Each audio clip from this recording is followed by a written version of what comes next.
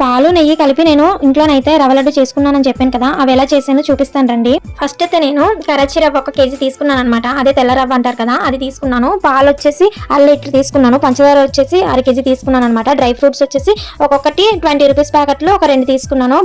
బాదం తీసుకోలేదులేండి, నేను జీడిపప్పు కిస్మిస్ తీసుకున్నాను. వీటన్నిటిని కూడా నేను మార్నింగ్ షాప్కి వెళ్ళినప్పుడే తీసుకున్నాను అనమాట. వీటన్నిటిని కూడా అయితే ఫస్ట్ వచ్చేసి ఒక కళాయి తీసుకొని అందులోని కేజీ రవ్వ చెప్పాను కదా, కరాచీ రవ్వ వేసుకుని అందులోనైతే నెయ్యి వేసుకొని డ్రై ఫ్రూట్స్ కూడా వేపేసుకొని కరాచీ రవ్వ కూడా వేపేసుకున్నాను. పక్కన స్టవ్ పెట్టుకొని తెచ్చుకుని 1/2 లీటర్ పాలు కూడా ఒక పొంగు వచ్చేదాకా స్టవ్ లో అయితే నేను మరిగెట్టేసి ఒక గ్లాస్ లో అయితే వేసేసుకున్నాను అనమాట. అయితే ఒక ప్లేట్ కూడా పక్కన పెట్టుకున్నాను. అలా వేడివేడిగా ఉండగానే ఆ పాలు పంచదార అవన్నీ కూడా బాగా కలిసేలే చూసుకొని టేస్ట్ చేసుకున్న తర్వాతే మనం ఉండలు అనేది చుట్టుకోవాలన్నమాట.